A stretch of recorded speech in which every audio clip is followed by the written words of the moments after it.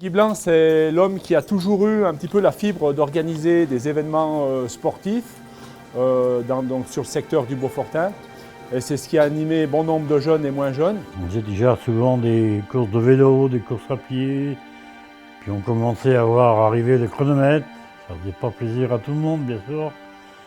Et puis on dit qu'on a des belles montagnes, Beaufortain, on va essayer de faire une course.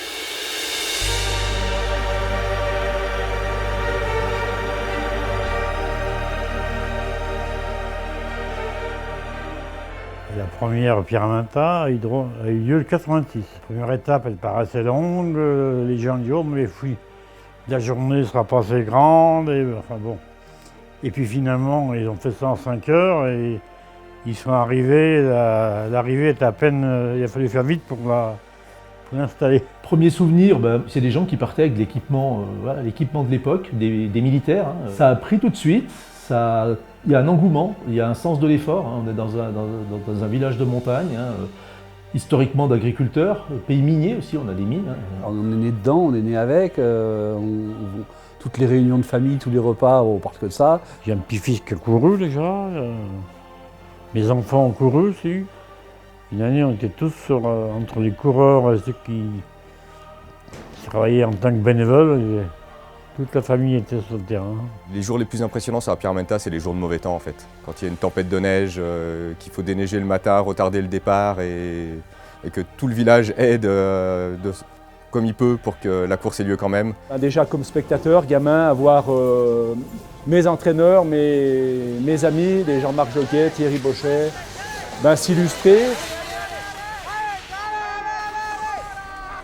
J'ai plus de 30 ans quand je démarre. Et les choses vont très vite. Je fais ma première Pyraminte en 2004 où je finis 3e. J'ai fait 5 podiums donc, sur cette jolie course. J'ai toujours fait dans les 10 premiers. La Pyraminte, c'est une course très technique. C'est une vraie course de ski alpinisme. Certainement l'une des plus vraies. Pyraminte, c'est aussi une course par équipe de 2. C'est une course qui crée des liens. C'est un joli partage. Alors, il y a une grosse évolution du matériel. Le règlement évolue avec les idées de certains coureurs, où par exemple on demandait une 4e couche de vêtements dans le sac à dos en tant que secours, mais on n'avait pas stipulé à la taille du coureur, et ils arrivaient avec des trucs de 8 ans. Par exemple, les semelles Vibram, ils en demandaient 3 mm. C'était les premières années où on avait les fixations qu'on appelait à l'époque low-tech. Les Italiens avaient pensé à mettre des petits scotch sur les petits trous que les autres équipes n'avaient pas fait. Donc ils étaient partis en bas dans la boue. Mais quand ils étaient arrivés à la hauteur de l'endroit où ils devaient remettre les skis, à 1500 mètres de dénivelé, les petits trous avaient gelé. J'ai participé à cette compétition avec donc pas mal de coéquipiers différents et notamment j'ai terminé avec Émilien Bochet, fils de Thierry avec qui j'avais commencé. Donc il y a aussi toute une histoire. Mais voilà, aujourd'hui, quand je vois le départ, je ne veux pas dire j'en ai la larme à l'œil, mais c'est un peu ça, quoi. Les coureurs vont sortir d'un couloir, vont tomber sur tout ce monde qui hurle. Il y a des cloches, il y a des tronçonneuses, il y a des gens qui font cuire la fondue, il y a des accordéonistes, il y a des musiciens. C'est une ambiance extraordinaire et ça, faut venir le vivre.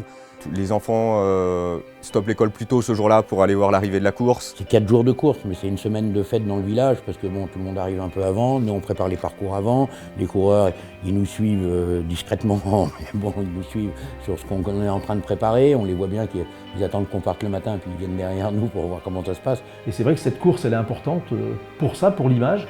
En termes de retombées économiques, souvent cette semaine est mieux remplie que la dernière zone des vacances de février. La semaine de la Pyramenta, vu que mon commerce est dédié au ski de randonnée, c'est la plus grosse semaine de l'année. En termes de vente, j'ai du monde toute la journée au magasin. Beaucoup de gens viennent s'équiper, beaucoup de gens viennent aussi faire de la réparation, faire de l'entretien, demander des conseils sur leur matériel. Il y avait une demande de marque et maintenant on a une vingtaine, 20-25 exposants qui viennent chaque année. Et on a vu qu'on arrivait à avoir environ 6000 personnes qui passent sur le salon. On veut quand même garder cet esprit de course de ski alpiniste pur. Donc on monte en peau de phoque, bien sûr, mais on doit monter en crampons, on doit monter des couloirs à pied, des arêtes. Maintenant, ils font 1300 mètres dénivelés positifs à l'heure. À l'époque, ils en faisaient 600, 650.